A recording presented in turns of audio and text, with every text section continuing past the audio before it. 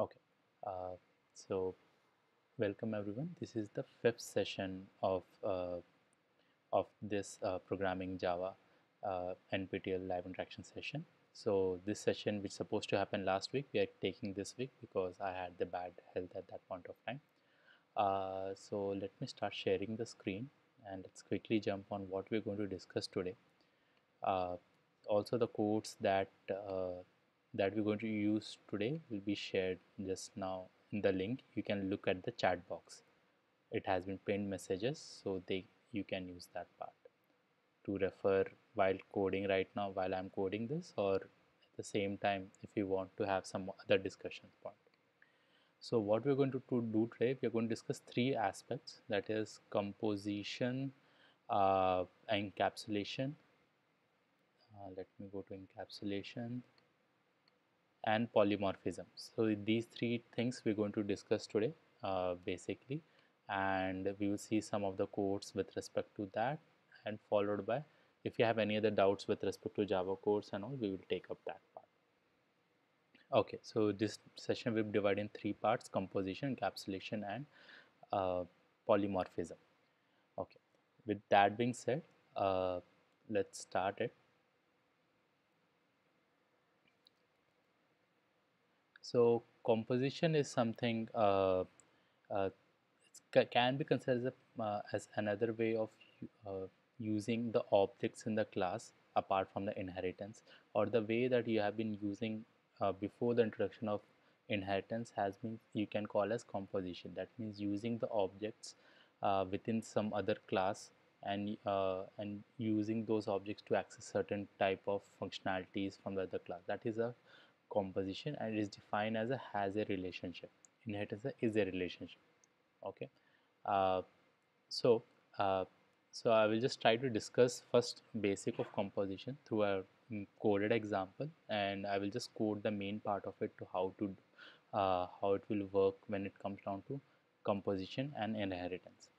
So in this this example is basically, first we'll try to create a product which has model, manufacturer, with height, depth and all that, and from it, in personal computer, monitor, motherboard, computer case can are inherited.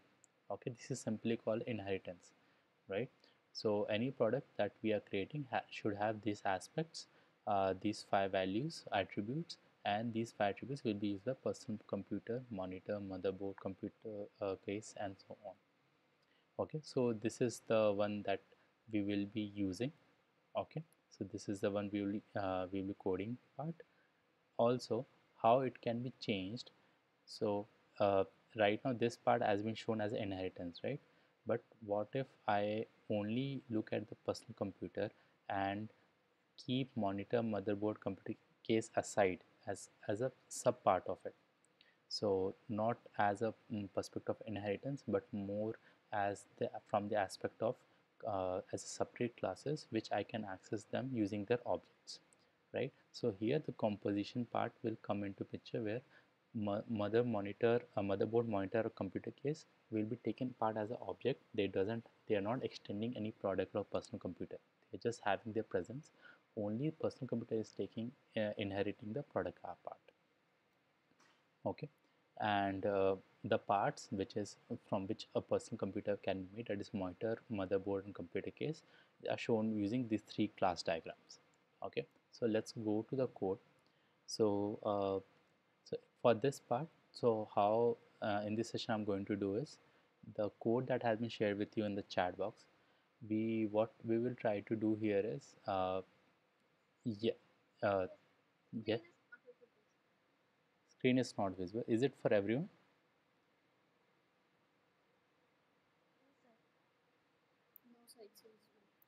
Is visible. I think maybe the net issue. Okay, let me again try to share it.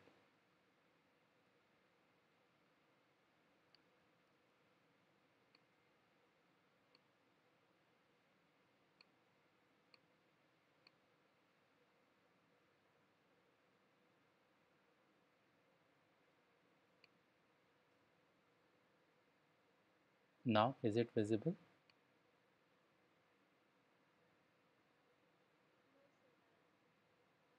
because in my second screen it is visible also for few also. Maybe you can try to rejoin once, maybe because of an internet issue might be the problem. Okay. uh, yeah, the codes I think has been there as a pinned uh, in the chat box, so maybe you can look at that once. uh, I think in call messages have pinned those Google link, Google Drive link. If not, please anyone else please share that link to the person. Okay, uh, so let me summarize it again. So usually in inheritance, we just usually inherit the particular class, right? But in composition, what we are saying that we will not inherit every single class. We will just inherit the relevant one, and rest of them we will keep them as a separate class, and we'll access them using object, which the concept which we'll call as a composition. Okay, so so, and uh, the monitor, motherboard, and computer case, which we are taking separate out from the inheritance, which is has its standalone, will have its own parts like own attributes and functionalities. Okay, so for this, uh, I have already written the code specifically. So let me just discuss this part once. This product.java, personal computer and all, and after that we will discuss other aspect into place. Okay. Okay. Just let me see one more thing. Personal. Okay. Okay. So initially we have the product. Okay, now we will talk from the inheritance point of view. That means the first uh, the first diagram that I hope you can see in my screen here, that is everything has been inherited from the product. Okay, so we have the public class product, we have defined the attributes model, manufacturer, width, depth, height as the attributes. Okay, now mostly for this example sake we are looking only at model, manufacturer, so we created a constructor. So this is a constructor, parameterized constructor,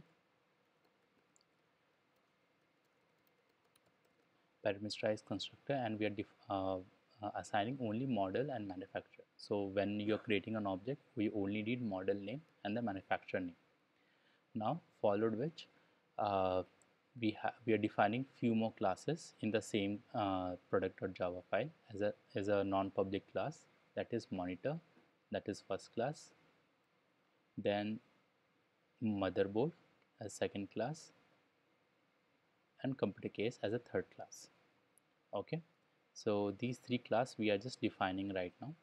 And uh, now what happens here is, now we are extending it with respect to the product, and we have defined attributes for monitor, motherboard and the computer case. For example, for motherboard we have size and resolution as attributes, uh, and draw pixelat as one of the functions.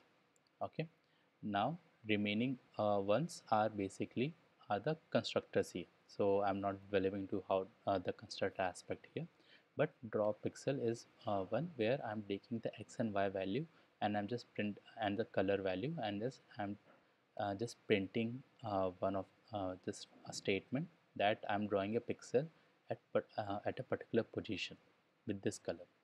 Okay, so what happening here is, so here this new thing I hope you might be seeing this for the first time. Okay, so string dot format draw pixel at /d/d uh, and slash s, say percent s. Okay, so this is one way of also writing your println statement as well, where you're providing the format. Okay, and you're telling that %d, that is if the that is d refers to the integer values and s refers to the string value. Okay, it is similar to the one if someone has done C or C++ programming, there this concept of formatting will come into picture. Okay, so instead of me dividing the format string again and again by adding plus and plus symbols and all, that means Instead of this, I'm doing x plus like that to make it more it becomes more complicated. To reduce that aspect, we are providing the values in the percent of percent d and d, where they are expecting a particular data type of variable, and they will take these values as it is from this the position in which they have specified, and it will print it out. So this is called string dot format. Okay, it's a one of the formatting to print a particular type. Okay, so coming back to the problem, so we have product, we have certain attributes. Okay, we have made constructor. Similarly, we have a class called monitor which extended the product. It has the attribute of size and resolution, and it's a functionality or method of called as draw pixel at. Rest of the functions are basically constructor here.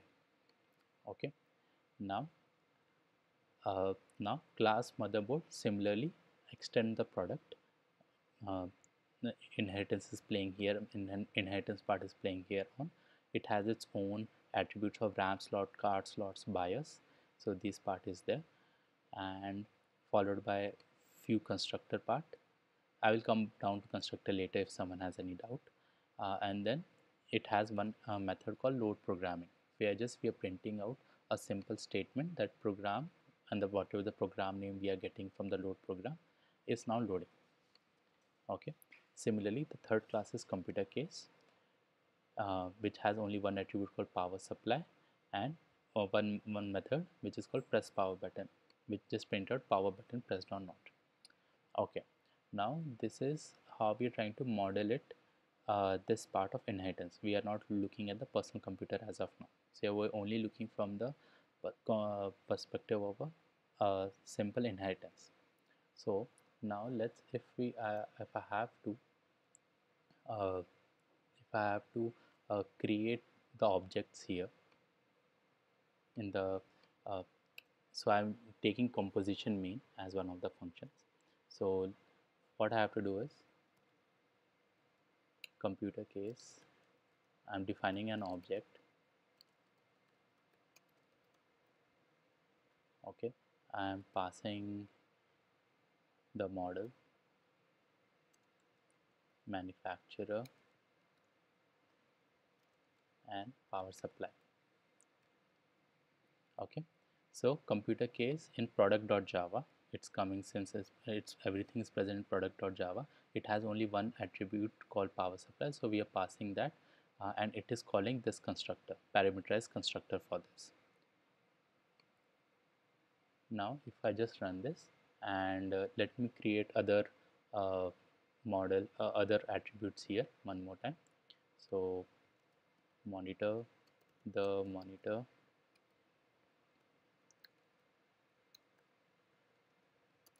new monitor. So it asks for basically the model, it asks for the manufacturer, size, and resolution.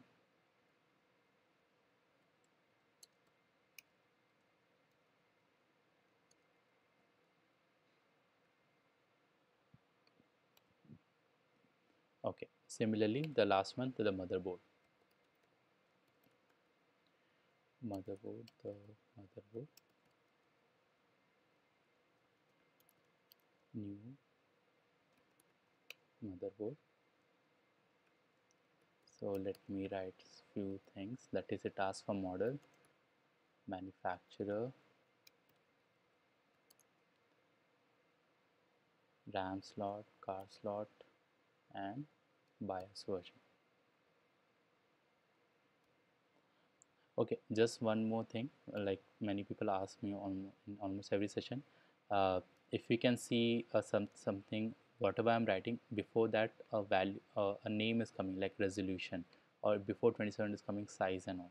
So these are the parameter values which are expected by the constructor of a particular object, and it has been taken care by IntelliJ. So it is not something I'm writing by default. Okay, so now I have these three cases ready, three objects ready. Okay, and I have from product I can call any whatever function which I'm capable of, either within that particular class, or I can ask for, I can access, if there's any function product, I can also call them. Okay, but now let's look at the composition aspect of it. So in composition aspect, uh, what we are trying to do is we are taking these classes as separately, monitor, motherboard, computer cases, and we are just passing them as one of the objects here, and through them all the uh, what are the operation we want to do we are doing, and that personal computer we are just linking to the product. Okay, so this composition aspect, that let's try to see it here from the code. So it's written in personal.computer, personalcomputer.java. So here we are just extending the product. Now the composition part comes from this highlighted part, where I am creating the objects which I want to use from other classes as private, and through them I am trying to access it. Now even the constructor that we are trying to create here, it's also we are also defining them, uh, which I will create an object in composition made.java. So there also I have to define these I have to pass these objects while I'm calling this personal computer. Okay, now from here I am calling private so here I have some few more functionalities. So what I am trying to do here is, instead of directly going and calling one by one from the objects, okay, so whatever functionality these three classes have, I'm doing it in a more indirect way, where I am trying to call uh, few functionalities uh, from the personal computer, and there inside the computer inside those functionalities I'm calling these particular objects of the class. Let's say monitor, so if I have to draw a logo, so I have to say that draw pixel at monitor, that is a functionality for monitor, so I'm calling through that internal function, right? So I don't have to explicitly specify it here. So now, or also any change I'm trying to do in this case will um, in this particular code, it will not reflected in the composition.me. So the functionality that we are having here is draw.logo power up, that is it just print out that power button has been pressed, and it asks for draw logo. Okay, and these are the get function, where you're just returning the uh, objects which has been defined here. Okay, so let me go and try to create my personal computer object, and through this, so the three objects that we have created just now in the main function, we'll try to access them. Personal computer, the PC, new personal computer. So I will just write few other things. So model,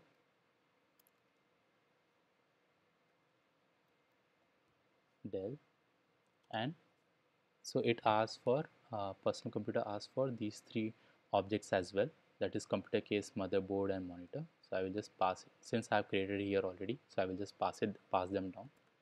So the case, the motherboard,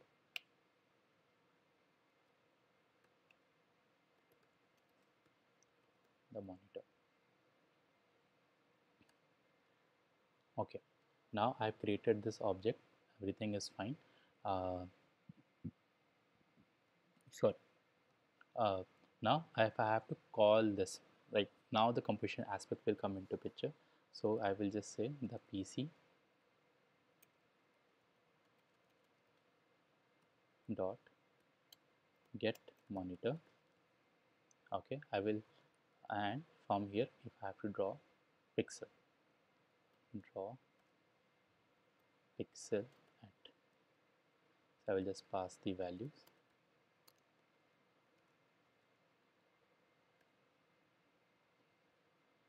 Okay, now let's try to run this and see what will happen here. So let me run this. My bad, I have written public static void main.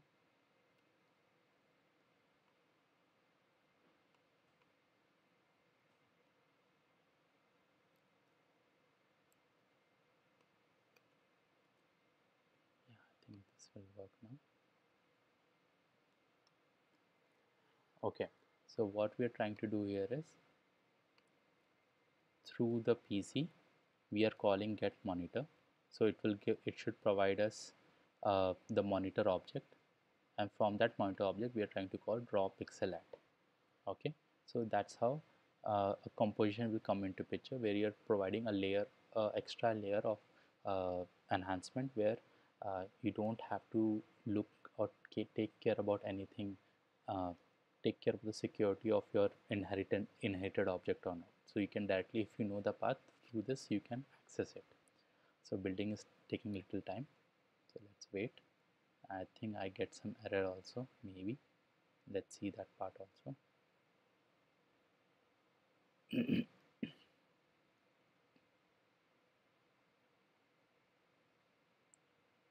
Okay, I think I got this error.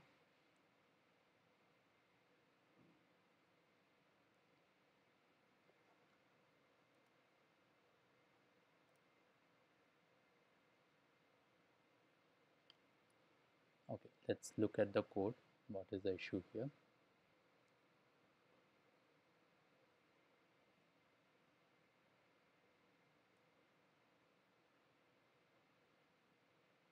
It's taking too much time.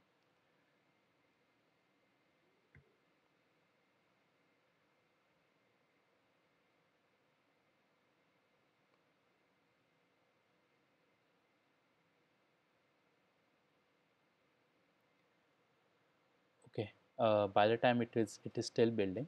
Okay, I think it is still.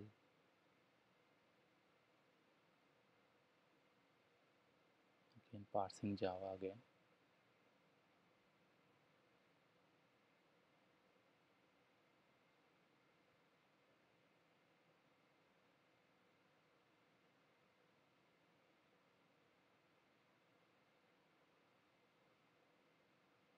Okay, let's look at what is the issue. First of all, let's remove this import statement. We'll discuss that later.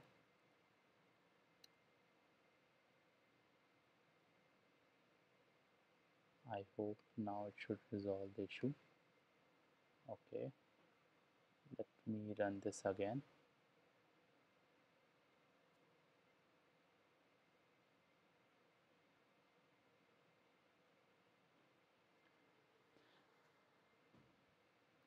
I think because of the recording session, it's happening in the background. That's why it is taking very slow to build. Uh,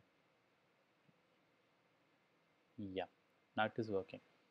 Okay, so here let me again try to say what is happening here. The PC, it's working fine. So the PC is basically the personal computer object. Okay, now get monitor, it is providing the object, it's returning the object of monitor, and through that object, whatever the monitor object name will be, it calling as draw pixel at. Okay, so this is how its composition is working at the play. Okay, so here you might not have to directly create like the case where you might have it inherit the superclass. From there you can access all the things and all. It is generally preferable in the composition aspect that you work like this, that through one object you try to call the another object through which you call the relevant function. Why? Main reason is no one knows what the get monitor will return. The person who is not looking at the back end of the code, they will not know that it is passing an object through which you are calling this function, right? So that is the advantage composition usually give to the people here. Okay, another thing, I will just try to show you one more thing here. Now this is there, right, in personal computer. So there is a function called power up. Okay, so now earlier I was through the main function I'm calling the PC object, through which I'm calling the get function, through which I'm calling the relevant function name. So if I don't want to do that either, how should I do it? So there in personal computer Java, we have created one function called public power up. So if I just call this, what it will call is, it will call the relevant object, from which it will call the relevant function method related to that, and it will call the relevant functionality related to it. So if I just pass this thing here, so the PC dot power up, and if I just try to run this, so if I just provide this line number 16 here, so the no one in the background, no one who's using this program will know that in the background it is calling another object, and from that object it is calling a different function.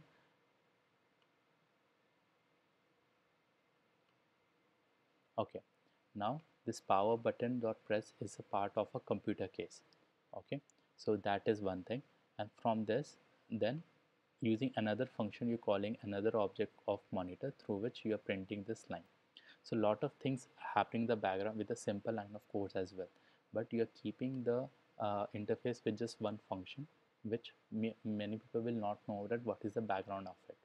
Okay, so this is how the composition will help here. It is provide you functionality, much more flexibility as well in this aspect. So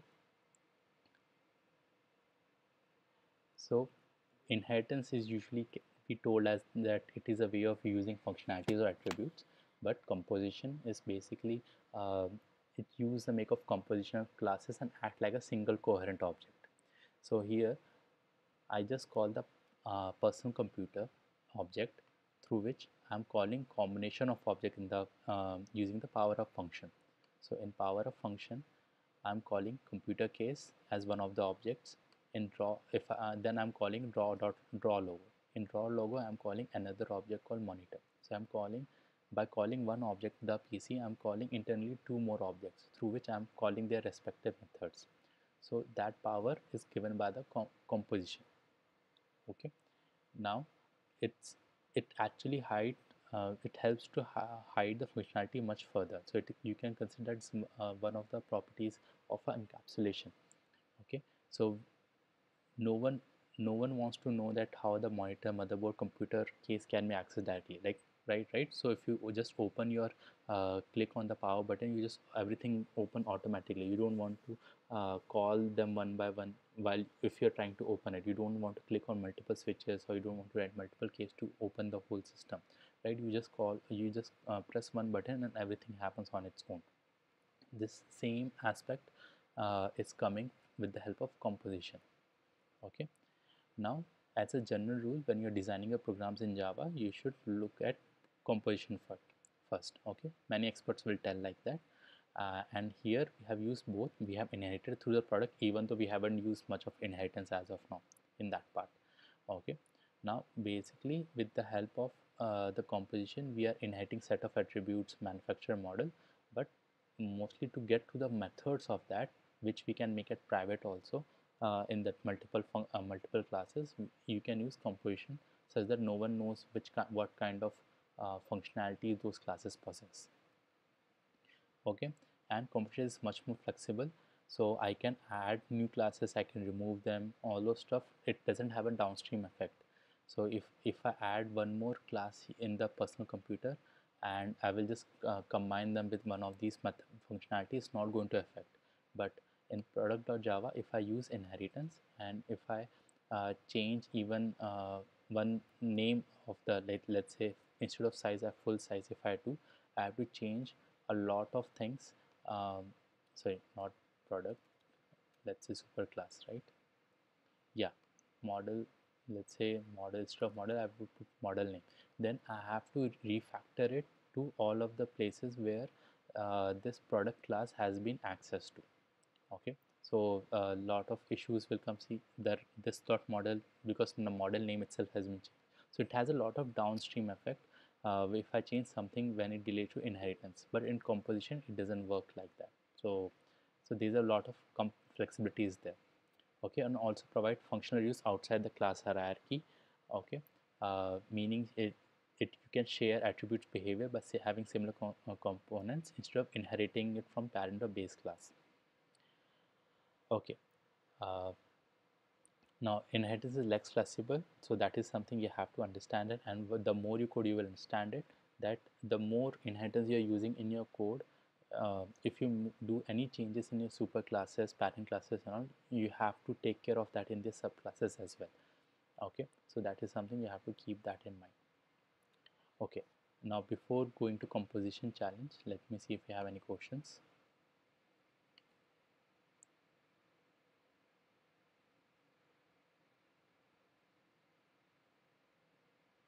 Okay, super keyword and why we have a super class. Okay, now the super keyword basically, let me go here. Okay, there are two things with respect to it. There's something called as super, which is a keyword. Okay, and there's something super function. Okay, so main functionality of both this is to as you have written correctly, if you have parent and child class, you can access using and both have the same, let's say, variable. So you can say super dot variable name, same variable name, you can access the top class. Similarly, the super functionalities is usually used in the constructor part.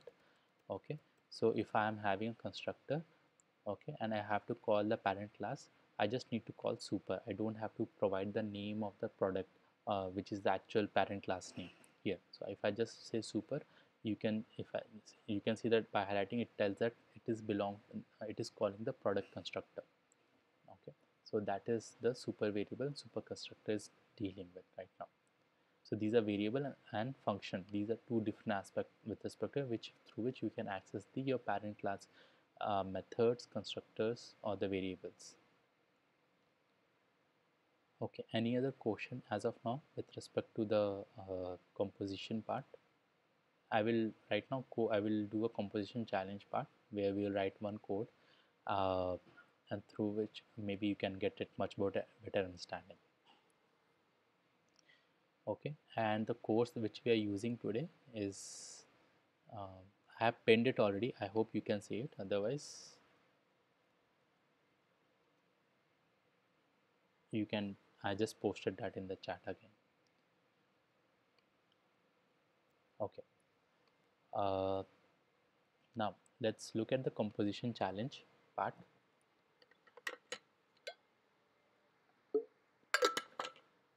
So in this challenge, uh, what we have to create is a smart kitchen.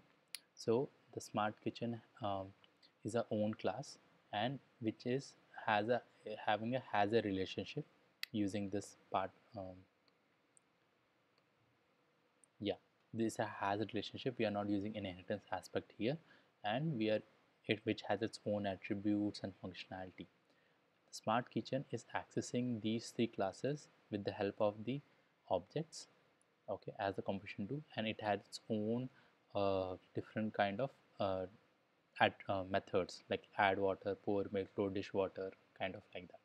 Okay, so what we have to so it's kind of a replication of IoT to see that whether they are whether they are on or not, and if they are on, can they do certain kind of functionalities. Okay, so our job is to write the smart kitchen code, and it has to see that if the add water functionality is set, then the coffee maker has to do work field has that to be true. That means coffee maker has to be working. Similarly, if pour milk function is called, we have to see that the refrigerator is working. Similarly, load dishwasher, we have to see that the load dishwasher is working. Okay, these are three methods through which you can set the uh, uh, dishwasher or any of these appliances as working or not. Alternatively, or we can call a one single function called set kitchen state, through which we will take three values, and using three values we will call the above methods, that is add water, pour milk, and dishwasher. Okay, now For this, let's make the classes, 4 classes, that is smart kitchen, refrigerator, dishwasher, and coffee maker. So just a minute. Yeah. So to do that, let's make some new classes. So we have we have to make four classes in general.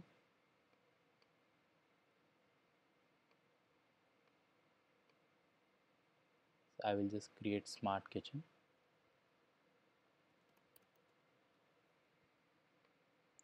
Okay, and within this smart kitchen only, I will create refrigerators and all that. Ideally, I should create new classes, but refrigerator, dishwashers, and all those classes I'm creating within this, such that we'll we don't have to put every class as public class. So that is also one of the reason. So class refrigerator,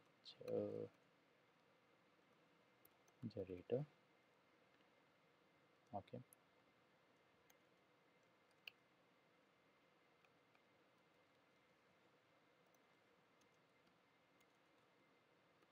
class coffee maker, and class dishwasher. Okay, now let's start with uh, refrigerator here. So it has both has refrigerator, dishwasher, and coffee maker. Has only one variable called has work to do, which is considered as boolean. Okay, and they have three functionalities respectively on their for own classes, like order food, do dishes, and brew profit. So let's create this one first, and then let's go to the smart kitchen. So for refrigerator, so I have to create boolean has work to do. Okay, now uh, I'm not creating constructor for this as of now, because we are not inheriting right now. So without constructor, it will take default constructor as it is.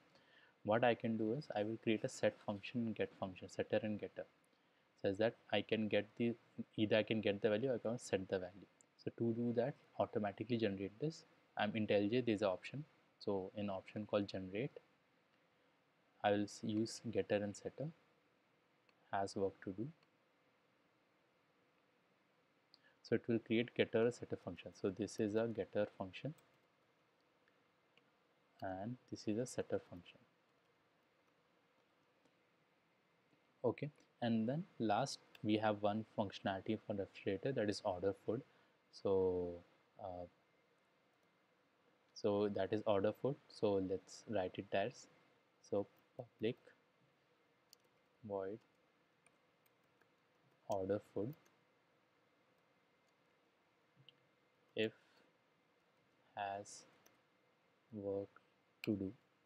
So we are checking as one of the conditions here that if I can call any of these functionalities only when uh, if the field is set to true, has work to do has set to true. Sorry, yeah.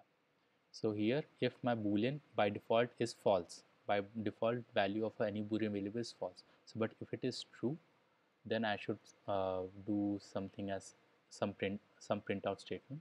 So like system dot out dot println food is stored in refrigerator. Okay, and I will change this like that false. So every time I need to invoke this function, I have to keep it true. That is what I am trying to do here. So instead of directly printing a statement, we are just putting one check mark to see that whether the variable has work to do is true or not. Okay. So similarly, quickly let's made it for others as well. So what I will do, I'll just copy this all and paste it for coffee makers and other dishwasher as well.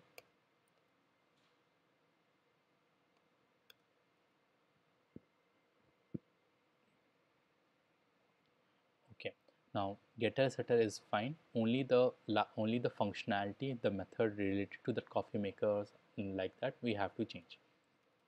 So for coffee maker it is brew coffee.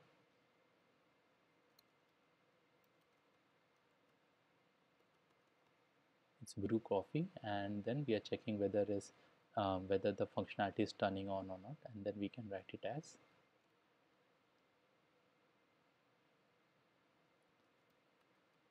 coffee is brewing. Okay, similarly for dishwasher, everything has been fine. Only the main functionality of a dishwasher, that is do dishes. So this is the functionality, and only thing we are just printing out the statement and dishwasher is working.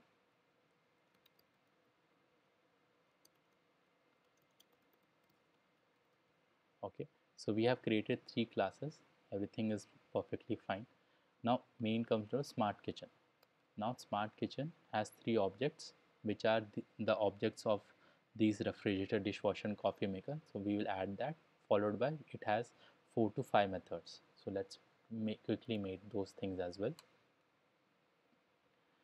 So first thing is I'm using private coffee maker, and I'm just naming the variable as object as brewmaster. Similarly, private dishwasher, and private refrigerator icebox. Okay, now we have this. So we will just since we have just named it, so what we will try to do is using uh, the default constructor, that let's create one.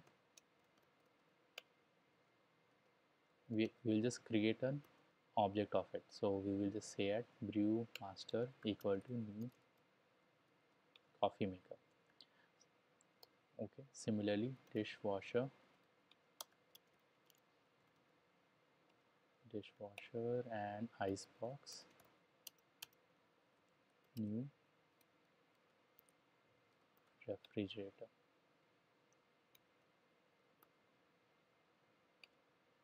Okay, so one thing you have to keep in mind, that the reason I just defined the object names here, but we have not initialized them, or we are not instantiate them.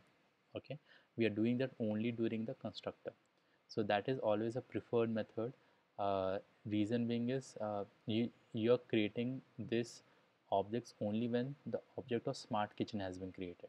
Okay, so so it is happening at the runtime, and you will want to do such kind of operation only during runtime. Otherwise the memory, it will take a lot, and your program application will become much and much bigger. So if you have yeah, accessing object for other classes, it's better to instantiate them usually at the runtime. Okay, now let's so what we will do is, let's add the function. We have to add get functions here for returning these object names.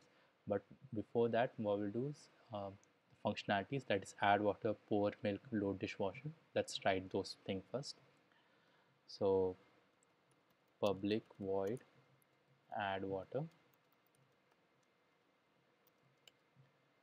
using brewmaster we are just calling set has work to do as true. Okay, so add water has been related to the coffee maker. Okay, and it will work so when we are calling this, it has to make the coffee maker set to true. That means coffee maker has to start. So that's why using the coffee maker object brewmaster, we are calling set work has to do as true. And uh, then we will see that where we're going to use that later. uh, then we have uh, pour milk. So public void pour milk,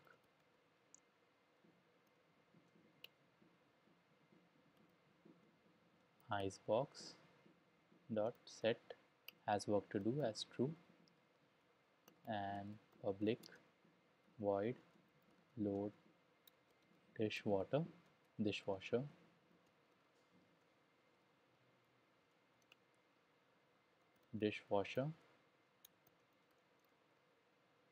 set has work to do as true.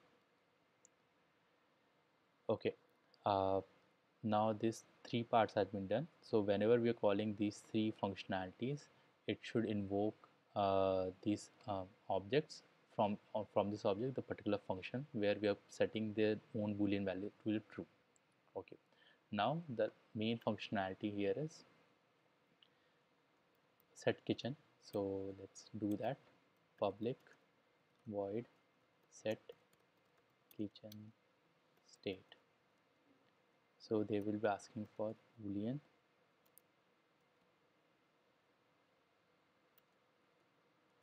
coffee flag, boolean fridge flag, and boolean dishwasher flag. Okay, so we are passing set kitchen state, so we are passing only boolean values to it, and through this also we can directly set has to work to do based directly we can define this has to do work as true or false. So this is an alternative of the top three functions that we have just written. So brewmaster set work has to do as coffee flag, icebox set work has to do as fridge flag, and dishwasher has to do as dishwasher flag. Okay, so the reason we have doing this is because one of the statements here is that uh, we should call the appliances in two different ways, either using the order for do dishes one, or we have to we create a function that is the set kitchen method, uh, set kitchen state, through which we have to define the uh, what is the state of that particular appliances. Okay, and finally this is the last function, that is void do kitchen work.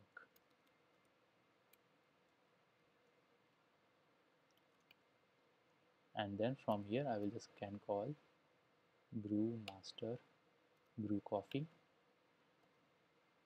icebox order food, and dishwasher dot do dishes. So it will check the state of these appliances whether they're on or not, and based on that it will call these functions and it will print out the particular statement. Only thing remaining in this function is that I have to return. Now I have created this object, but how to make it use of it, right? So before that, let's write the main function here. So let's say as composition challenge, composition challenge.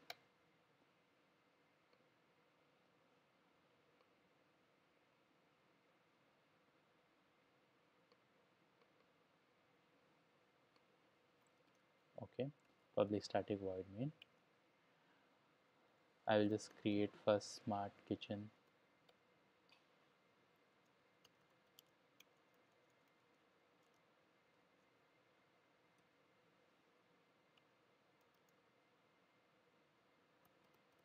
kitchen new smart kitchen. Okay, so I have created smart kitchen object. So now, as we have discussed in the one of the sample example that we have seen earlier, there are two ways to find it out. So now, if I have to call, if I don't want to go to that, what you say, uh, if I don't want to directly go to set kitchen state, okay, if I have to call these terms, so how should I call it? To call that, I should return take the variables of the particular class, that is the coffee maker, dishwasher, refrigerator, like that. Okay, So how should I get it? So for that I have to use get function here. So let me add those get function as well. So I can use directly generate getters, call for all these three.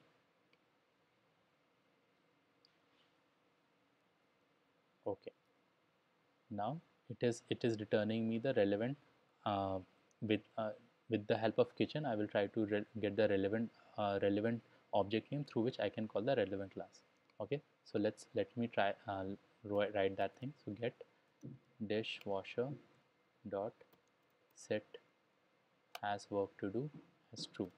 So this is the one we try to solve it using set kitchen state, but let me first show you the longer version first. Get ice box set has work to do as true, and kitchen brewmaster set has work to do true. Okay, and if I just run this, it will take some time. So let me do something else with respect to it. Another way of writing this similar above code is two dishes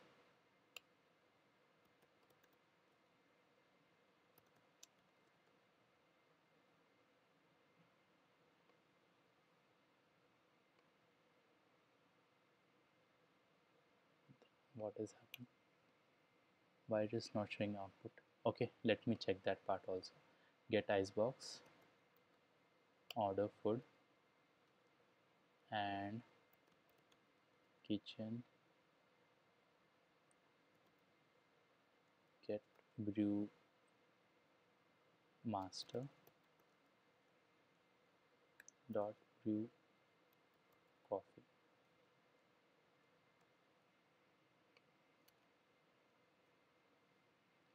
Okay, let me try to run this again and let's see what is the issue here. So let me go to smart kitchen. If set work has to do as true, if has to work is true, so we are calling this kind of function again. Set has work to do as true, so it is giving boolean value true. If that is happening, then we are calling out has work to do, which turns out to be true, and it should print out the system.println. So but it is working. Okay, it is working for this, it is not working for this. Okay, let me check that later why it is happening. Okay, so it is working for here this. So again, but still what we are trying to do in using composition is using the kitchen variable, that smart kitchen. I'm trying to call a functionality through which I'm again calling another functionality.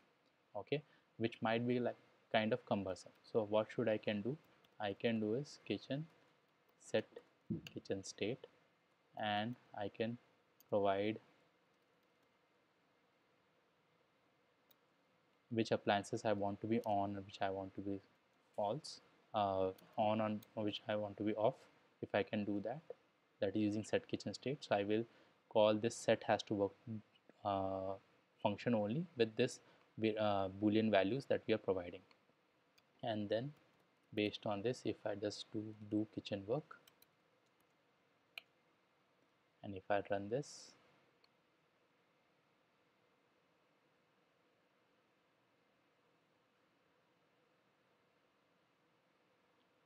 okay, so with set kitchen state, what I did, I just called one function and just provided three boolean value. Now in smart kitchen,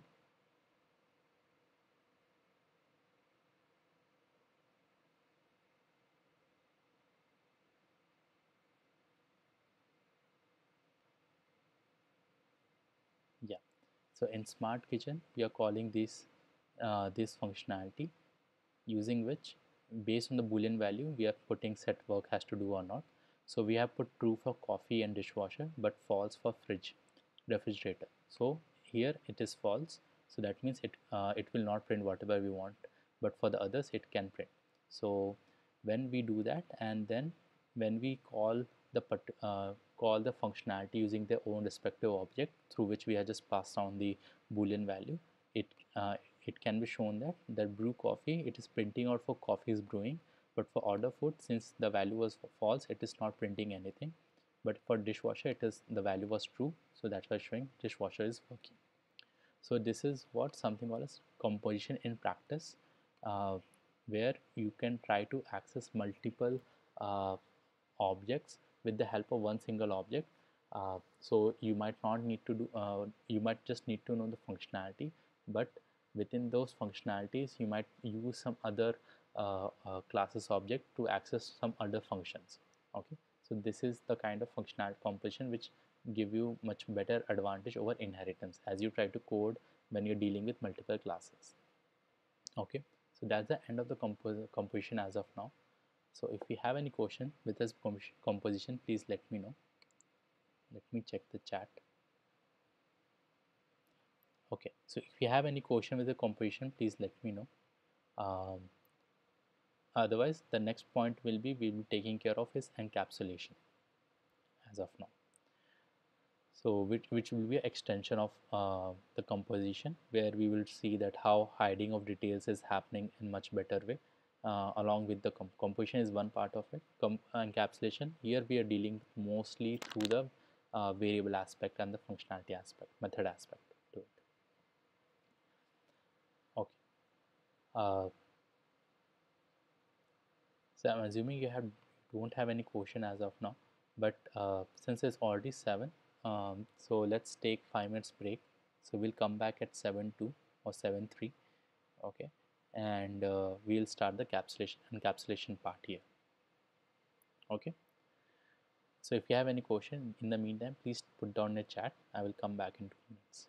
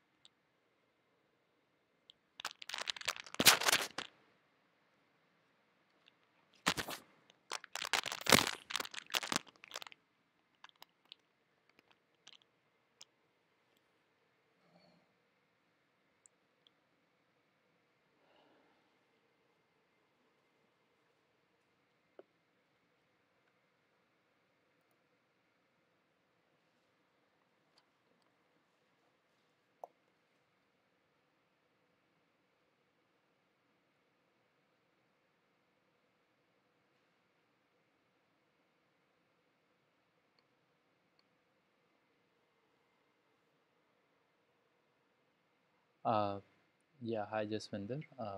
So yes, almost 99% of the codes are what I have written same. It is runnable. You can check that as well.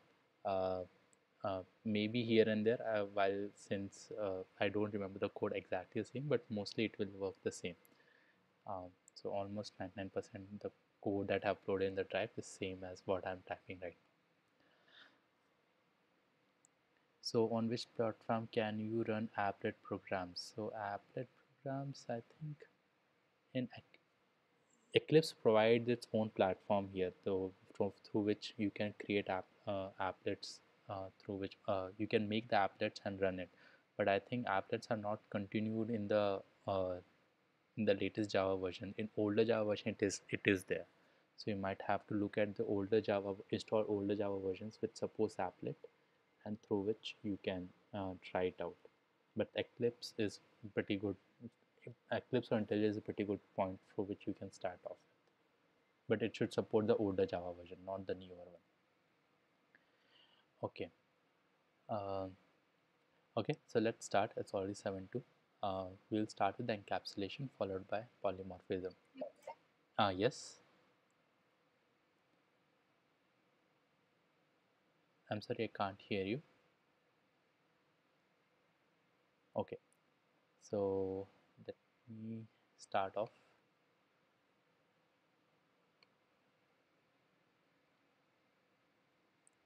Okay, so encapsulation. So what we have seen composition is that it can also act as a part of accessing the objects, different classes object within the class, and making having a show of showing this aspect that even though I'm calling one class one object through the main class, I'm using multiple objects in the behind through which I'm accessing multiple methods, right? So kind of it is a kind of hiding the functionality. Similarly, this concept also come under encapsulation. Eventually, composition can be considered part of encapsulation, but it has its own different aspects into there. But it encapsulation by also means it hiding things, making them private or inaccessible. Okay, so just in short, we want is why do we want simple interface. We don't want to make things complicated by knowing that what is running, what is not, which function to call, like which function to call, which function not to call. Okay, we should know that okay, this function if we call, rest of thing will taken care by the function itself, right? The same way when we like system.out.println, we are just passing the string value there, whatever we want to print, but whatever happening in the background when we call the println, it's something which we don't know, right? So that is the simple interface is trying to bring. It happens because of encapsulation, and which hides the unnecessary detail. Also, it helps with the protect the integrity of data. So let's start discussing with an example to get to know more about it, and also it helps to pick up the interface. So interface, when we're talking about the look of the main class through which public static void when that we're talking about. Okay, so you might heard the word of application programming interface. So that kind of interface we are talking about, through which we are just using that API or that functionality through which everything has been worked upon. So I should need to make sure that I'm calling that interface properly, the API properly with the current parameters value. Rest of the thing will be taken care by the application program interface itself, the API. So same concept that we are trying to achieve that using encapsulation. Okay, so for this, what we'll do is I have written the code for this already, so we will just see that. So it has a player class with the name, its name, health, weapon. Okay, and it has the functionality of lose health, restore health, and health remaining. Okay, so these three functionalities, three methods, as three attributes are there. Okay, and we will try to create without encapsulation and see what will happen. So um, I'll just open this. So let me close.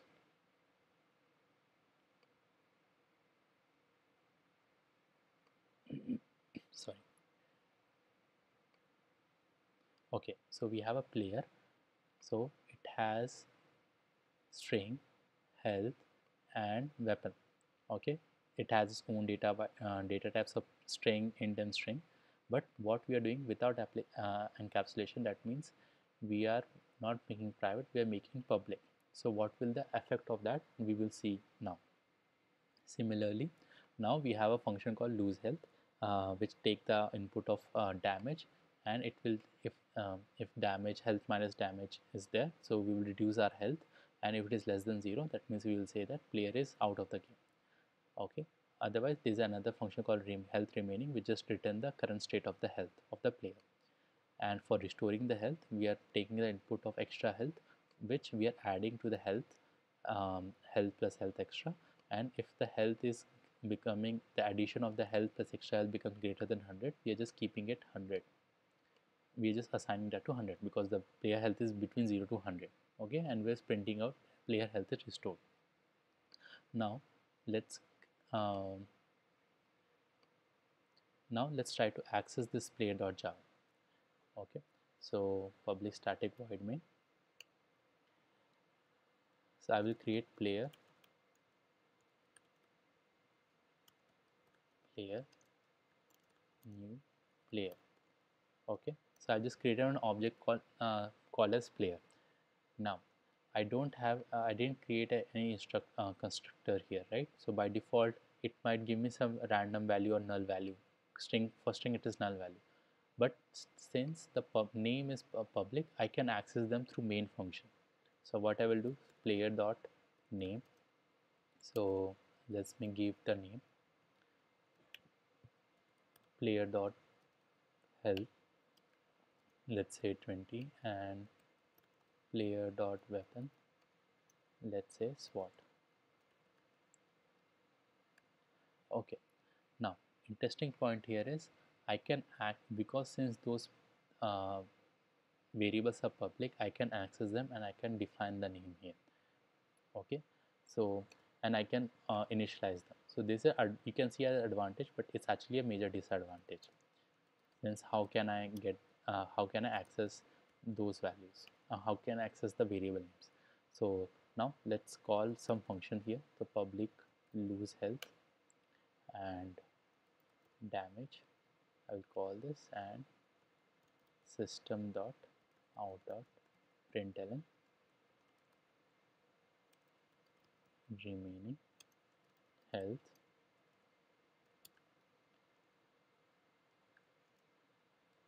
player dot health remaining. I'll just call this function and done. So let's run this file, encapsulation main.java. So what we are creating, we have created a new player object. It has and we are assigning, initializing these values here itself without the help of a constructor, and we are just calling these values. Okay, so it will show that remaining health is 10. The reason is 20, 20 minus 10 is 10, so it's working pretty much fine. Okay, now let's do one more thing. Okay, now let me change the string value, which is public, from full name to full name. Okay, because of certain reason I have to change my variable name. But what will happen here? Will it work? No. See, you can see that the name has been highlighted by IDE IntelliJ, that this name doesn't exist. I have to create as full name. So that is the first issue. So what if I do certain changes here? So instead of health, I will say health percentage. If I do anything with the player.java, okay, the error will come in encapsulation.main.java, from which I am calling this player. Okay, and ideally it should not happen. If I am calling an object, uh, this should be compilable enough, because ideally the problem will not be there. I can change the full name and health percentage here directly, and everything should work fine ideally, okay, in the player.java. But in encapsulation.main, since I have access to these variables, it will show me an error that name and health kind of variable doesn't exist. Okay, so that is one of the major issues of the not using encapsulation, that is allowing direct access to an object, that which can potentially bypass checks and additional processing, which your class has in place to manage the data. Okay. Also, allowing direct access to the fields means calling code need to change when you edit any of the fields. Okay, so ideally what should I do? I just call a player object, and I may pass these values, that is my name, the health and SWOT, but I should not pass as a variable. I just pass as a while creating the constructor object like that, or I will just call this functionality, and sorry, if I just call this functionality like lose health or health remaining, and it should take care of it itself, right? If anything changes happening in player.java and I'm correcting there, it should work there itself. So I should not need to know this part. So encapsulation helps in that part. Okay, so that is the two major challenge. Additionally, um, let's do one more thing. So let's write player health is equal to 200, and let's write player lose health, uh, lose health as 11. So I'll just lose health, and I'll just system dot print health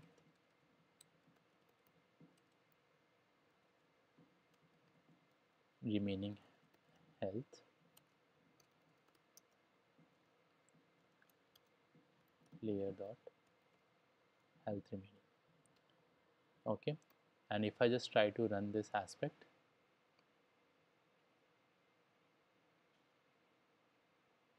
yeah, it's building. Okay, now what is the problem with this three line of code that I have written? Okay, first of all, ideally I should have a code which should check that I can't put player health equal to 200. Okay, even though I have um, sorry, player dot name, just a minute. Ah, my bad.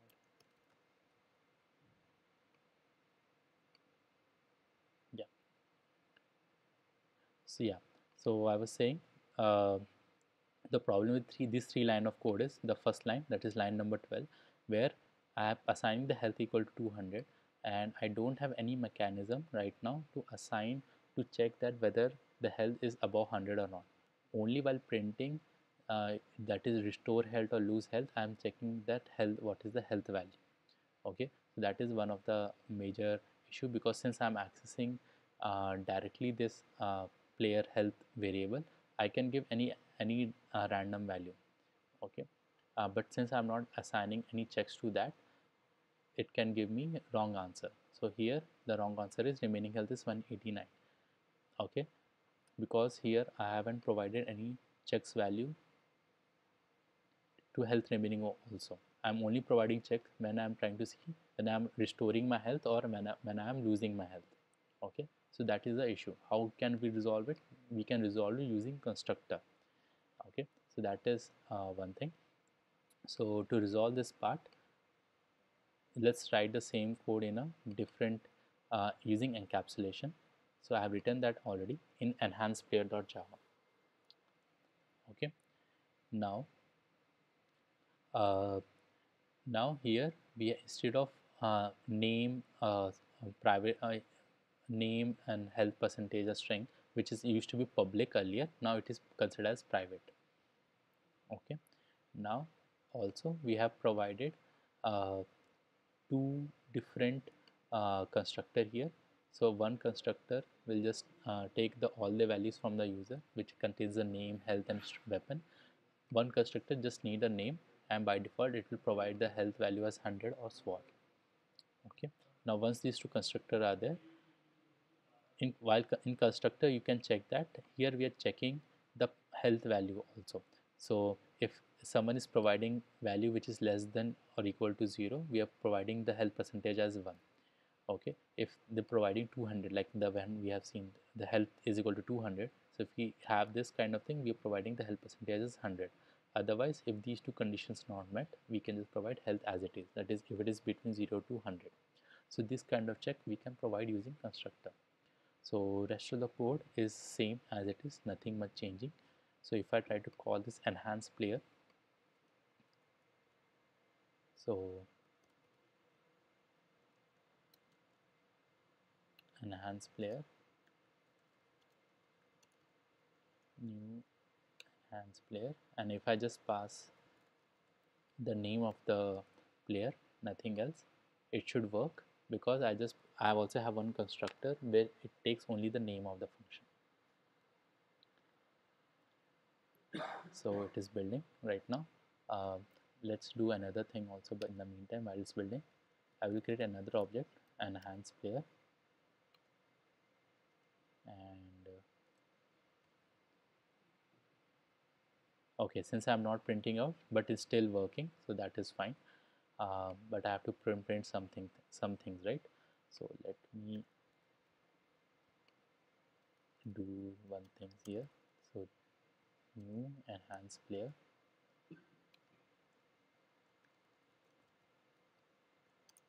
Now, so now I am providing a wrong value, that health should be 0 to 100, but I am providing 200. Let's see whether the code we can take care of it or not. Okay, so I'm providing this and I'm just printing out the initial health. Initial health is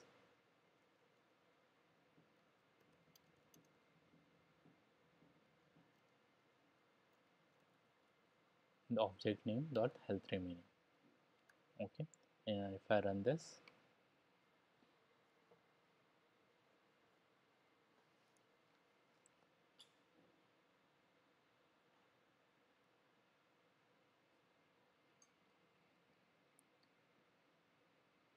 so you can see that it takes care of that. If I provide any wrong values also, it try to give me the values within the range on which I wanted. So instead of 200, it provided me the health as 100. So it is working pretty much fine. Okay, so this is how you can take difference. Also, one more thing, now if I change something here, so let's say we are saying that if I change the name, so in enhanced player the name, the string name's full name instead of name. So let me just name it as name. Okay, now if I do something here, so let me change other parts where this name is full. Instead of name, it is full. So what I can do is I can uh, this operation called as refactoring. So that is also can be done quickly with the help of IntelliJ IDE. So if I change the name from name to full name, what I should do is I will uh, highlight that name. I'll go for refactor. I'll just use the function called rename. Okay, click there.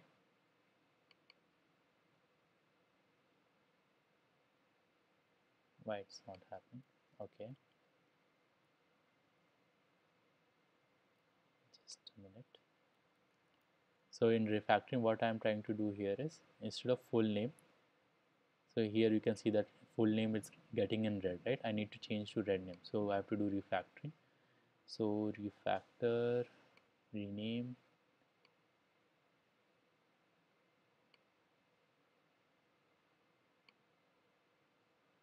it should show more options.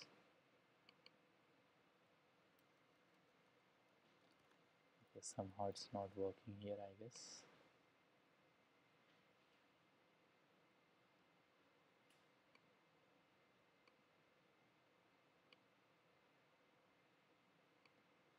Okay, I think I'm failing here. Oh no.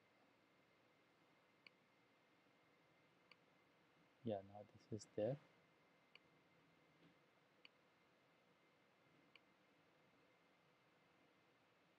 I can just rename wherever the full name is. It's not happening. Okay, I will maybe find some better example next time to show it. But right now, if I do, the purpose main here is uh, instead of refactoring is that if I'm using, if I'm changing any variable name here, okay, it's not going to affect my main code. It is going to run pretty much fine. I don't need to change, like earlier you have seen, right, in player.java, if the my variable name change, I have to change in the main function also. But in enhanced player, if I change something, in the code of here any variable name throughout the Java file, I don't need to think of that, because encapsulation will take care of that part, because I'm not dealing with variables, I'm only dealing with passing the values in a correct format. So that is one of the advantage of encapsulation. Okay, so again, the problems which when classes are not properly encapsulated is you're allowing direct access data on an object, and which can bypass check-in operations. Okay, it encourage interdependency or coupling between the calling code and the class. So what do you mean by coupling in this case? So in player.java, if I changing my full name to full name, the issue will come here as well. So it is a kind of interdependency between encapsulation main.java and player.java. So that is something we should avoid it. Okay, and also the calling code has to take the responsibility for properly initializing the new player, with, which ideally should not happen. Instead of passing like this, if we having a constructor place when we are creating an object like the line number 17, it should, this is a much more preferred format here. So that is the one of the problems when you're not encapsulation. But what are the benefit? So it will create your code like a more like a black box. Okay, and enhanced player, the function, the class that we have seen right now, it has more control over its data, and that control you can't see in the encapsulation dot main. If I change something here, if I do something in the enhanced player.java, it's not going to reflect in encapsulation main. Okay, unless the function, the attributes, the parameters that we are passing, if we are changing that, then only it will reflect that in encapsulation main.java, otherwise it will not. Okay, this is same thing. So what are the principles? We have encapsulation principles. So first thing is you have to create constructor for object initialization, so which enforce for valid data only, creation of valid data points. Okay, second is use private access modifier for the fields. Use setter getter method very sparingly, only when you need it. Otherwise you don't, if you're not needing it, you don't need to create one. Okay, and also access modifier that aren't private, only for method that calling code needs to be used. Okay, so if I don't need, there's no reason for me to call all these methods as public, if I'm not calling all of them. If I'm calling some of them, I can put the remaining of them as private if I'm calling them interchangeably within the within the function methods itself. So instead of lose health, after lose health, if I calling health remaining functionality, um, I should call it, and I'm calling there only in this particular instance. I don't need to keep, in that case, I don't need to keep this function as public. I can make it as private as well. Okay, so that is what it means. Okay, I think we are already little late. So it's, the code is written for this encapsulation challenge, but I would suggest you to try it on your own. So the challenge is like you have to create a class called printer and a main function through which you can access this printer. Okay, now a printer has three attributes: toner level, pages printed, and duplex. Duplex is whether if it is duplex true, that means you can, the printer can print on both sides. Okay, and has two functionalities: add toners and print pages. So add toners will take toner amount argument. So this thing consider add toner as like health. So if you add more toner into the printer, so the toner level will be, let's say suppose 50. If you add something more than 20, so toner level should go to 70, like that. So the toner level should be between 0 to 100. Okay, and if it is fall outside the range, you have to make it as -1. Okay, otherwise return the actual toner. Similarly, print pages, to check, first you have to check that whether it's duplex or not, and based on that you have to calculate how many pages going to print. So for example, you have to print 2 pages and it's duplex, that means pages printed should come out as 1, because it can print both pages, right, on both sides. That's why. So please take time for this after the session and try it out. You can check the code later, which I have provided already in the chat box. Now let's talk about polymorphism first. Before that, anyone has any question with respect to this encapsulation? Any doubt related to encapsulation?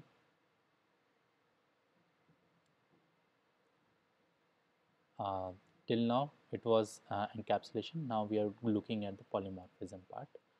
Uh, so if you have any question encapsulation, please let me know.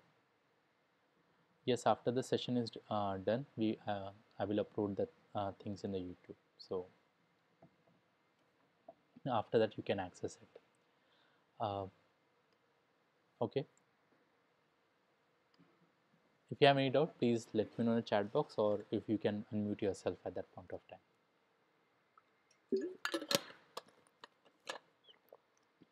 Okay, next is polymorphism. So polymorphism is basically can be terms into two different types, but main thing is uh, polymorphism allows the code developer or the compiler to choose which function to be called at the runtime. That means uh, by default it may not understand that which function to call, because because of concept of method overloading and overriding, so which I will discuss little in few minutes of time. This means, so when a particular behavior occurs and when the program is executing, at that point of time only the compiler can take the decision that which function to call. Okay, and because of the runtime, it might be differ from based on different type of methods which has been defined into place. Okay, um, so let's look at it from the perspective of a function called movies. Okay, so let me open those files as well.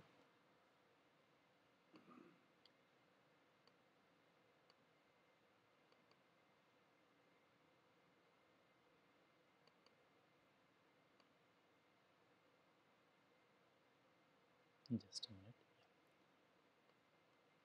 Okay, so what we are doing, we were creating a simple 4 classes.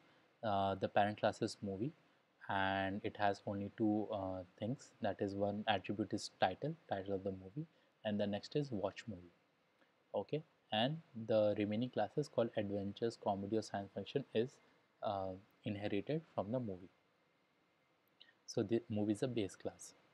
Now, since we have 3 subclasses, um, subclass into different category. Now we have to write a function, maybe watch movie in a certain way, that it should override the function of movie.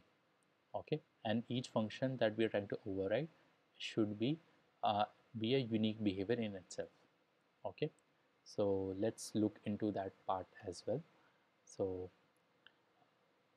right now today what I'm going to show is mostly override, because overloading I think people have seen already. So in polymorphism,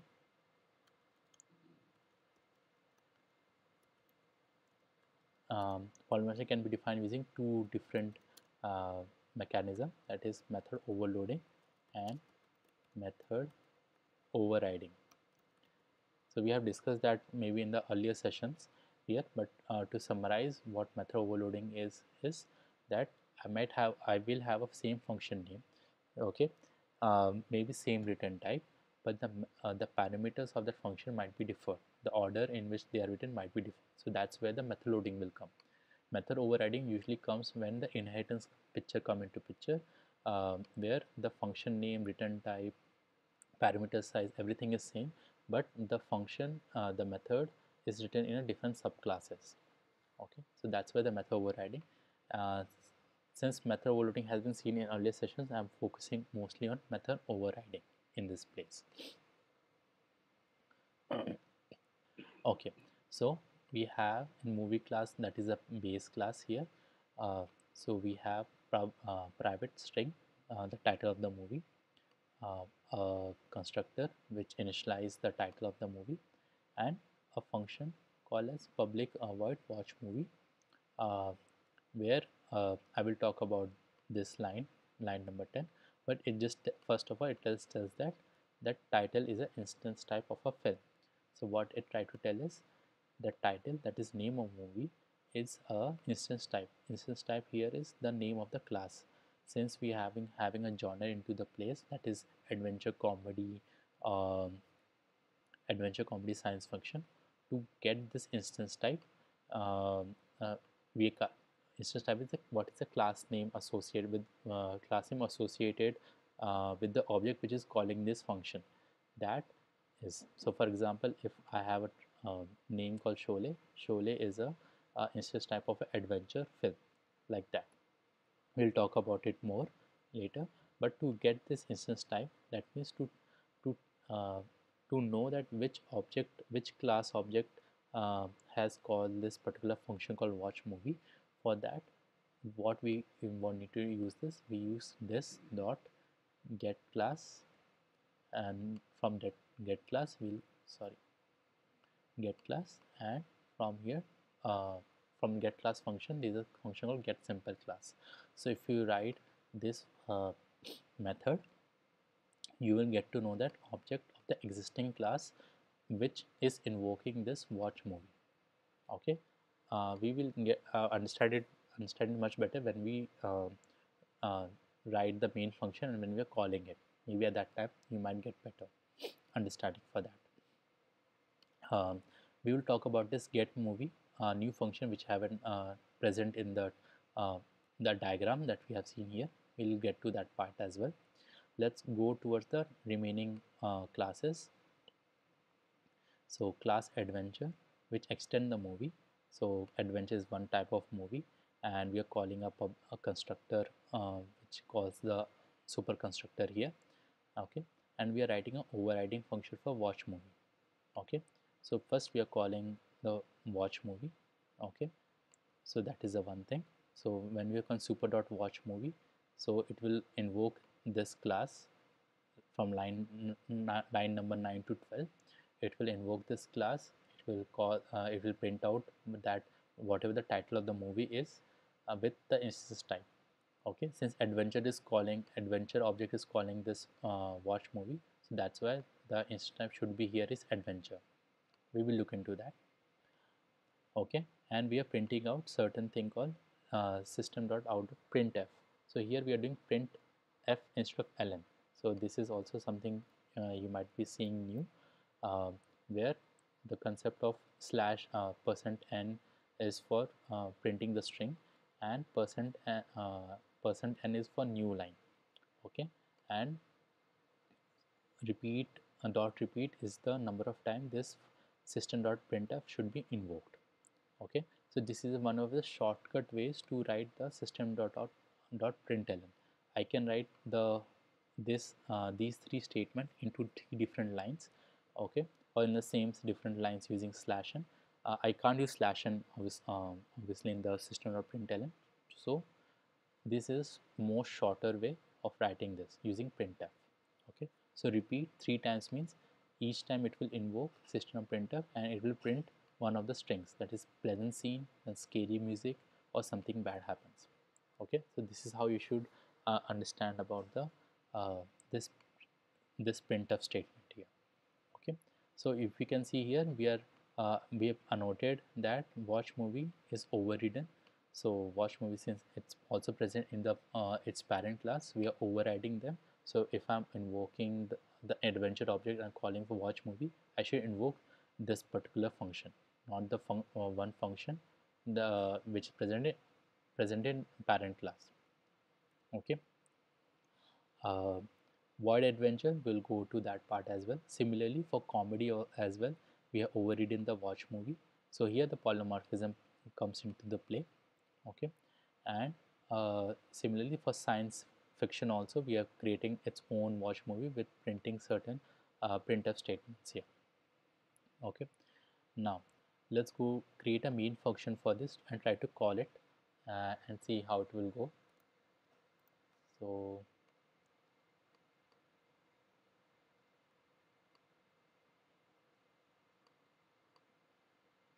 do I have mm-hmm.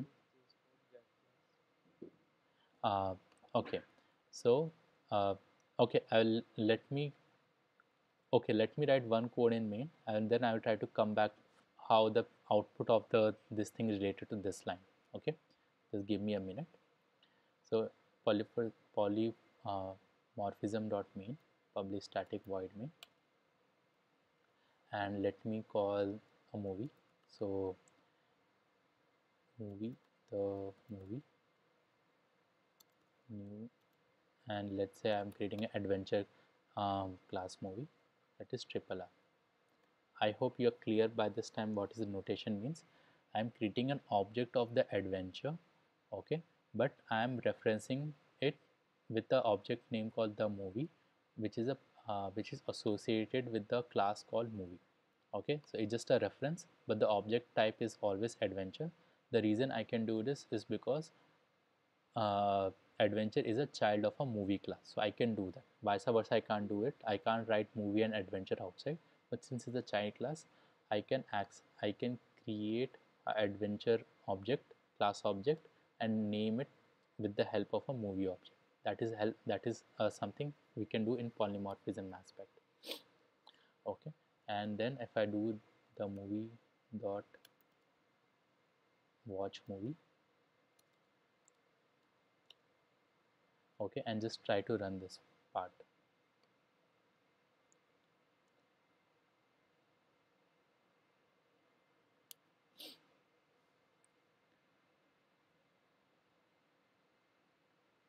So ideally what you should do is, since we are naming the title of a movie in the category of adventure, it should call the watch movie of the adventure class, and it should print out the relevant things. Am I doing something wrong here? What happened? Encapsulation main. Okay, just a minute.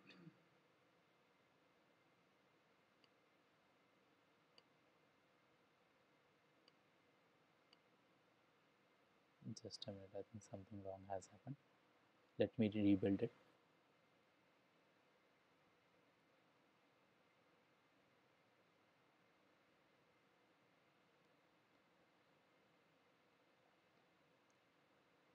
Why the encapsulation main is coming again? Okay, let me do this from here.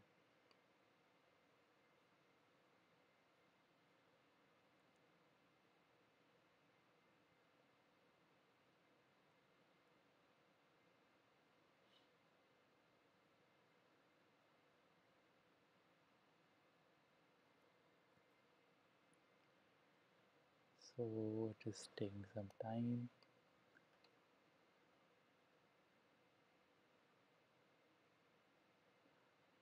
Okay, something is wrong. Why it is always lead to encapsulation? Let me check the folder structure first. Movie.java is there, polymorphism main is there. Okay, just a minute. I'm trying to figure out. I'm trying to run polymorphism.main, but it's running always encapsulation.main. So I have the movie.java.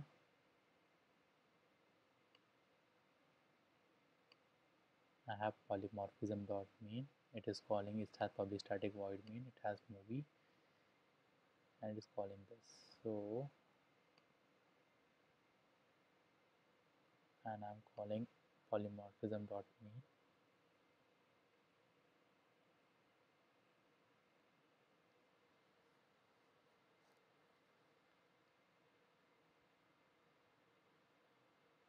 Again, it's leading to encapsulation.main.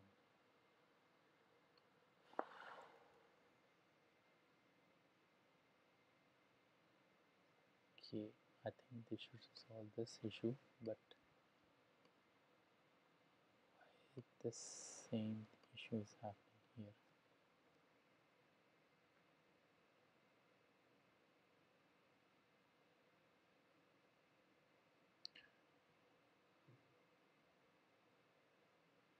Okay, this is also one of the issues, that if I'm covering multiple topics and I'm putting all the files in the main thing which are not related to each other, it might lead to some of the issues. That's why the concept of package comes into picture. Okay, now nice, it is working now.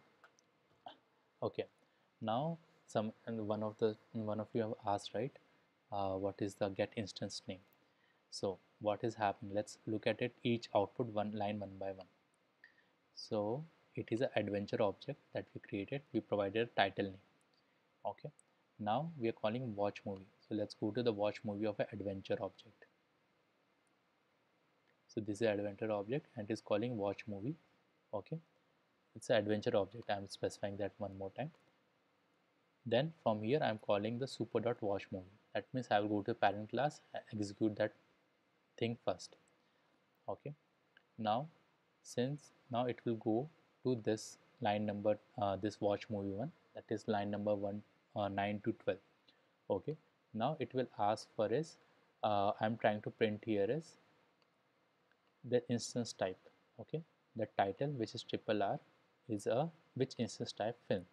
So it should come, since I have created an adventure object, I should print adventure directly. This adventure thing is a class name, so I want that to tell that since I have created an adventure name, I should print it out also directly. So how should I know that, how should I tell the compiler that the object that I have created is adventure? To get to know this, I'm using this function called this dot get class dot get simple name. So what it will do, this function will look at the current object instance which has called this watch movie, which is the adventure object. The name of the adventure object is the movie. Okay, now it's an adventure object, so it will go for that. From that object name, it will, you call the function called get class.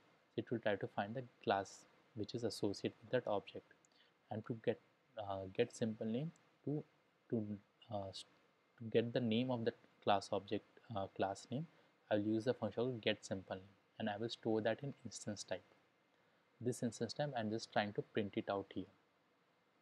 Okay, let me try something else. So let's say comedy. If I write comedy and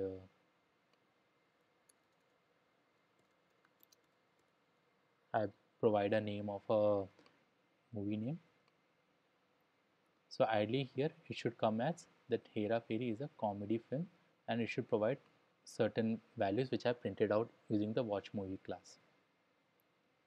Okay, it's building.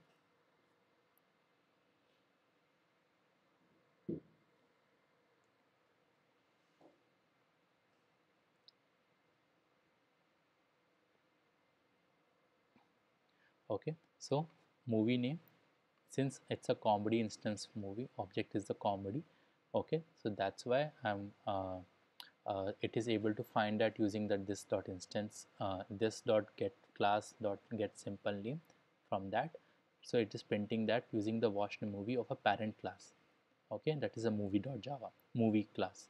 Then the remaining three are something related to the watch movie of a comedy class, which we have written here. mm, Science fiction comedy. Okay, so after the super dot watch movie, that is calling the super class watch movie, uh, I'm calling this here. So one question can you ask is, instead of calling the watch movie of super class, can I write the same thing here in the watch movie here? Like, why should I call the another watch movie class? Okay, so that is a fair point. You can write the same code whatever written here, that string instance type this part in the watch movie, and then you can print it out. So that is totally fine and justifiable. uh, so there's no particular reason. Say code can be written in multiple ways, the same code can be written in multiple ways, there's no fixed answer for it. So yes, if you want to just, if you just call watch movie, you don't want to call the upper parent class method, you just want to print it as it is, you can do that. Okay, now let's do something else. Now here still I have to define uh, that what kind of class I need, right? What kind of using the class name, I'm specifying that, okay, the name, movie name which I'm providing, I'm also has explicitly telling that, oh, it is a comedy class or adventure class or a science fiction, right? To do something else with respect to it, so we have written another function called get function. So let me write the code to call that first. So the movie, let me the movie dot get movie, and I will pass both the values. I will not pass the object class name because I don't want to make it explicit. So I'll just pass the type of the movie and the name of the movie. Okay, and I can do the movie dot watch movie. Okay, and if I run this,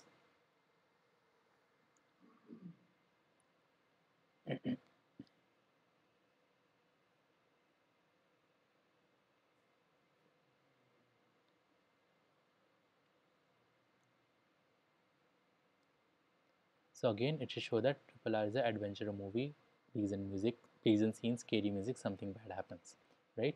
Now what I called is, I called a instead of invoking any object um, directly of related to the class that we have defined it, adventure, comedy or science fiction, we are calling a get movie function. So let's see what is present in the get movie function.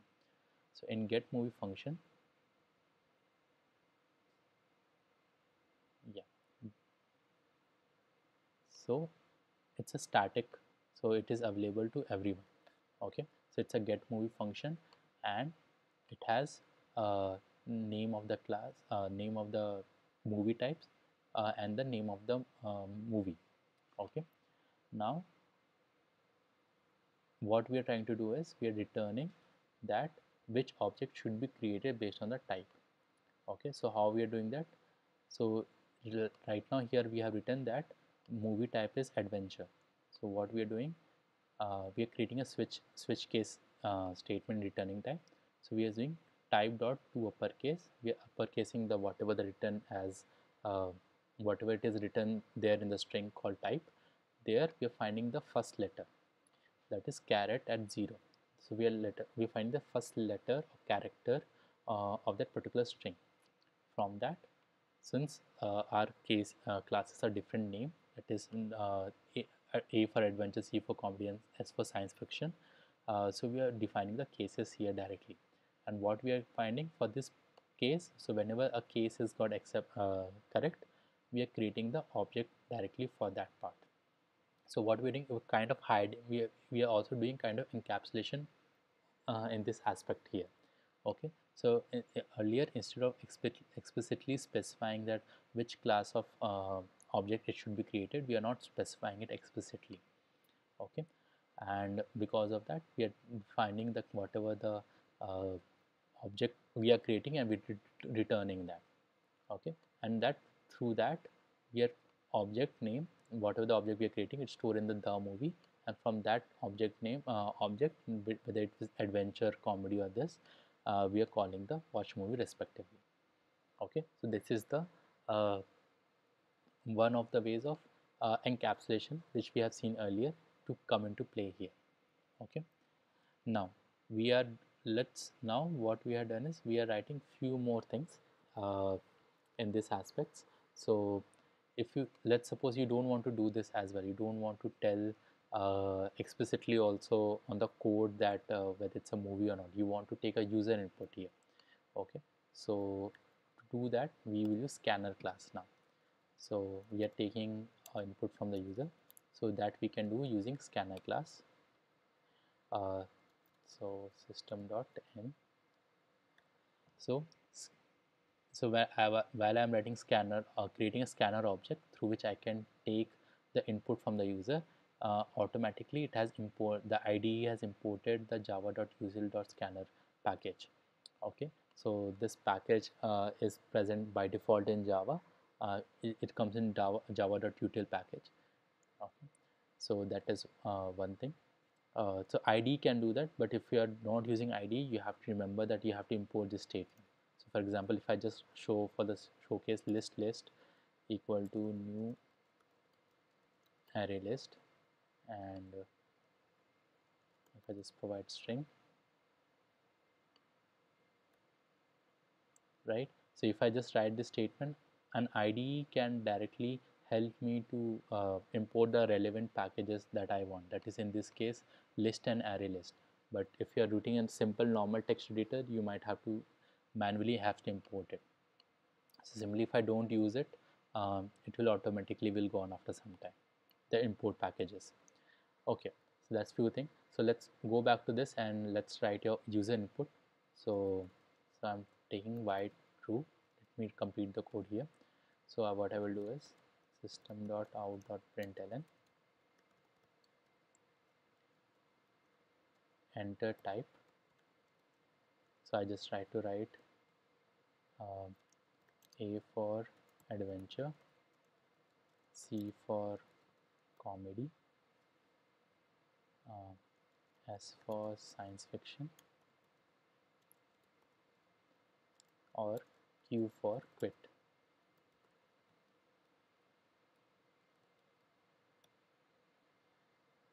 Okay, maybe I will take the sprint, that is like that.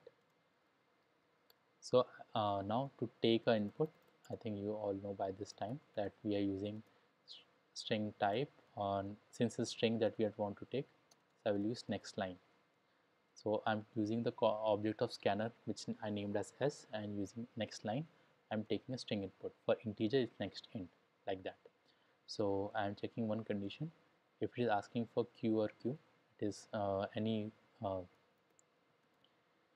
for quitting from the loop, we are typing contain type. So we are asking this type. So if it is contain Q or capital Q or small q,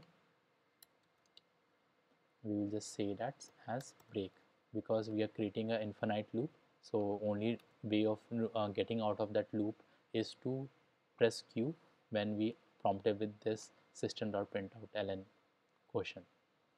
Okay, now once if we are not pressing Q, something else, so system.println print, sorry, enter movie title and string title s dot next line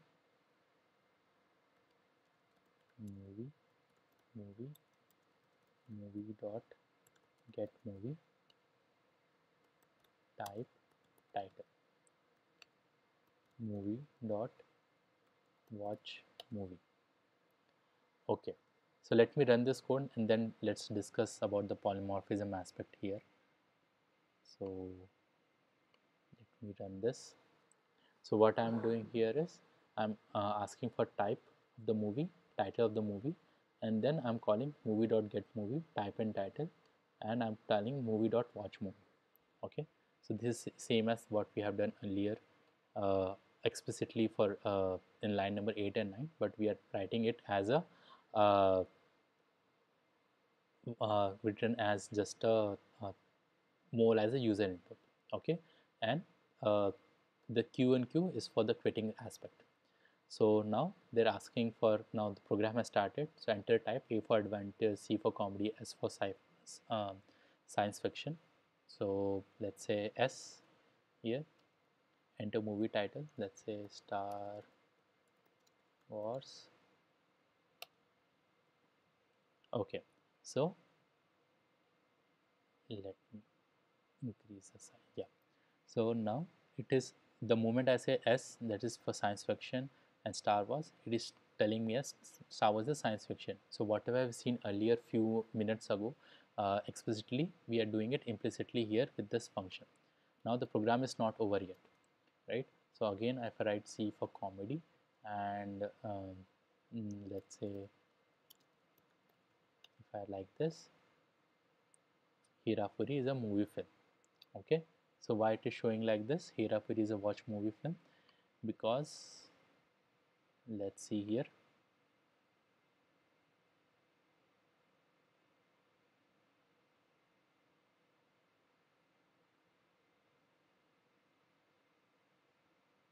so movie dot watch movie,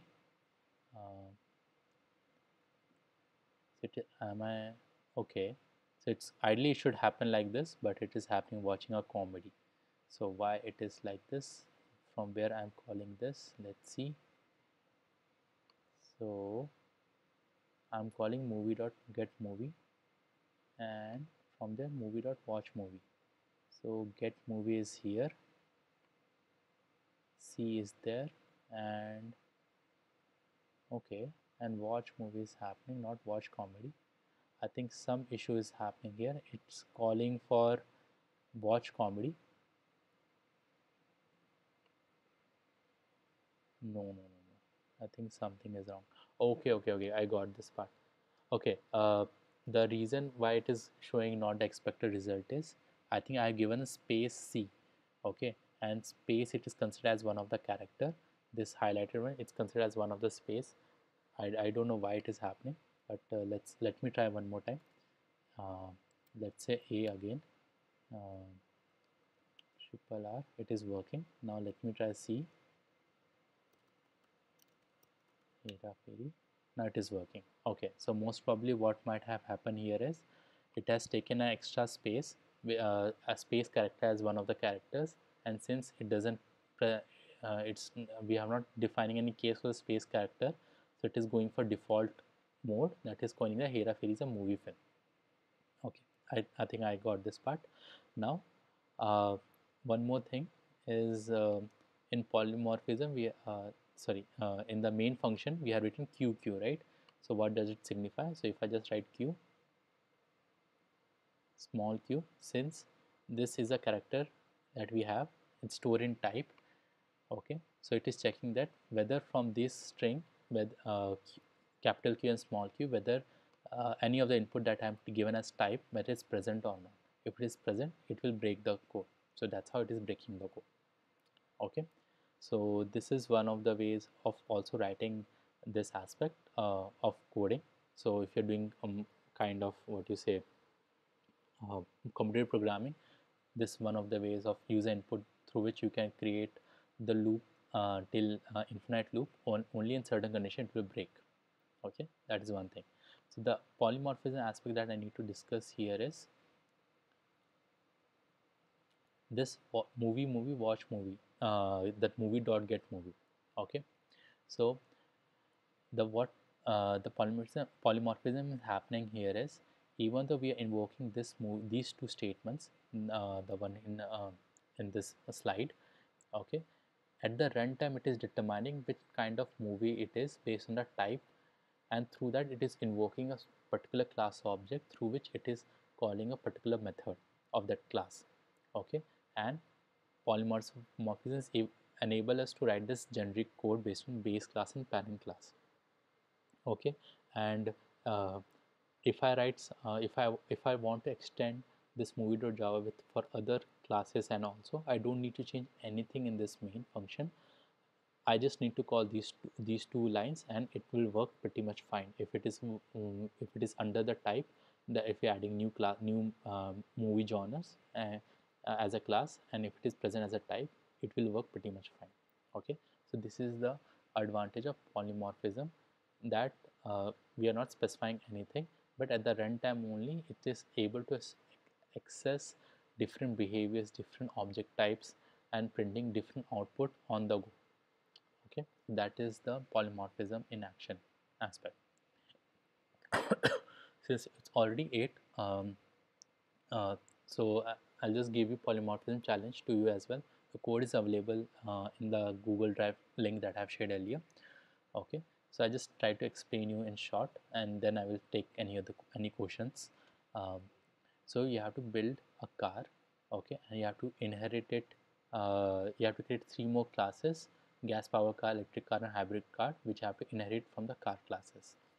Okay, now the challenge for you here is to define these variables and the functionalities all together.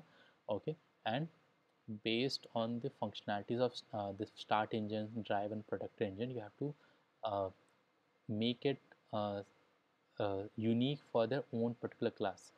That is, the car has start engine, drive, and protector. All the car has it, but you have to make this functionality unique for gas powered cars and all that. So how you can do that? Uh, how you can override these functions to make it unique? How you can make the unique with the help of the attributes provided in the particular class, like gas power class, electric class, kind of like that. That is something you have to take care of. Okay, obviously you have to override it. Sometimes you may overload it also. That is something you need to um, you can do it if it's working fine with you. Okay, but you have to simulate this scenario, that if I create uh, a if I want to buy a car, so buy a car, in this case object. Okay, through that object I want to know that what is the average, if it is a gas powered car, I want to know what is the average per liter its mileages, or if it's electric car, I want to know average kilometer per charge, like that.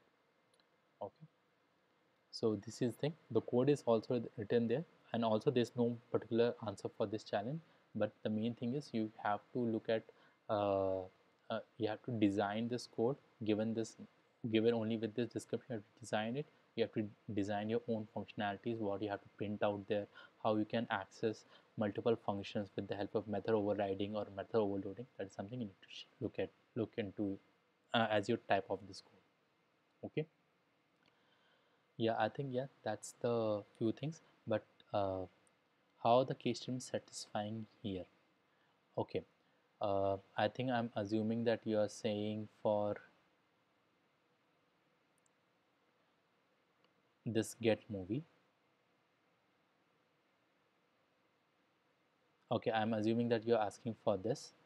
Okay, so what is happening here is, in the main function, I'm asking users only for particular keywords, that is A for adventure, C for comedy, S for science fiction, kind of like that, right?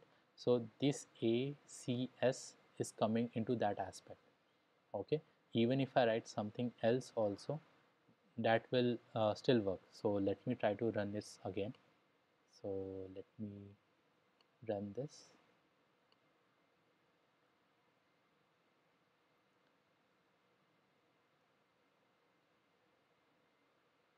Now if I write comedy also, less like that, if I write, and Hera Fairy, it's a comedy movie, it's coming, right? So what it's doing is, in this switch case statement, it is looking at the type that I have passed. So this com is passed here. Okay, it is converted to uppercase. Then after converting to uppercase, whatever the value present in the type, I am looking at the first character of that statement. So in this case, C is the first character. Since C is the first character, if I have a case related to C, yes, I have a case with this C, and it is making me a comedy object, and I'm passing the title, which is in this case the Hera Fairy here. So I'm passing this title here, and then from this I'm invoking the remaining functionality, which is called watch movie. So that is how the case has been invoked here. Any other issues with respect to this code, or any other questions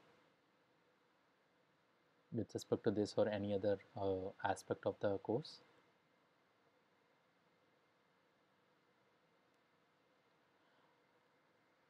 Okay, so in that case, the session is ending here. So next time look at uh, we will look at the overall object oriented. So we will take one case and we'll try to code out the whole object programming with the help of inheritance, composition, and encapsulation, polymorphism. Abstraction, that is something we haven't checked right now, but we'll go to that soon. Okay, before that we will cover few more concepts. Okay, so in that case, I'm ending the session for everyone. Thank you for joining.